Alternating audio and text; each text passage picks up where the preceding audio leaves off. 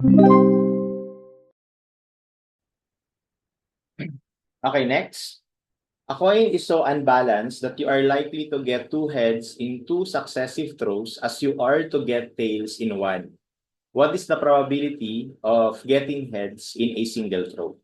All right. So una, we can no longer say that the probability of heads is equal to probability of tails, no? Hindi na kumbaga hindi na 'yan valid.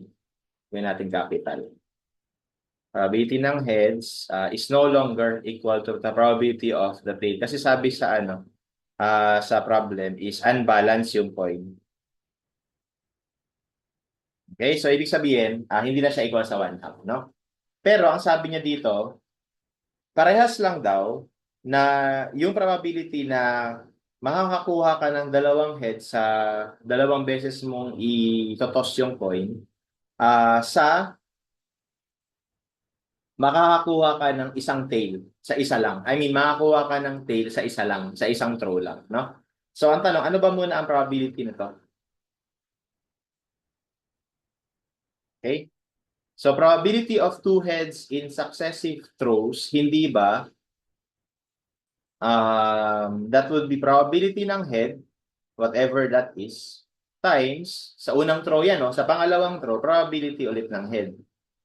Alright? And that would be equal to the probability of the head squared, no? So, this is the probability of getting two heads in successive throw. Okay? And then, ano naman yung probability na makakuha tayo ng tail sa isang throw? Ito yon. Pero saan equal yan? So, well, kahit na unbalanced ito, dapat yung total probability natin, kasi yan lang naman yung dalawang outcome natin kapag magto-toss coin ka eh. So, dapat equal pa rin yan sa 1. No?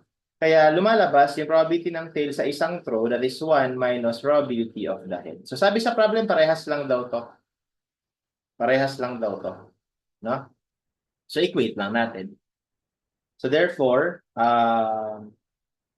probability of head squared is equal to 1 minus probability of head. So, actually, dito magiging quadratic ito. Plus probability of head minus 1 is equal to 0.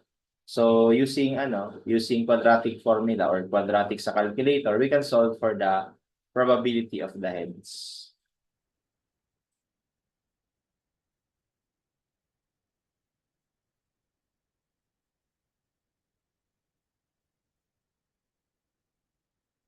Okay, and that gives us 0.618 tsaka negative. Yung isa negative, hindi natin tatanggapin yan. So, ito lang tayo. 0.618. So, 0.618. Kasi wala namang negative na probability eh. So, hindi ito valid, no? So, our accepted answer is 0.618. So, yun yung tinatanong, no? What is the probability of getting heads? Alright, and that is letter B.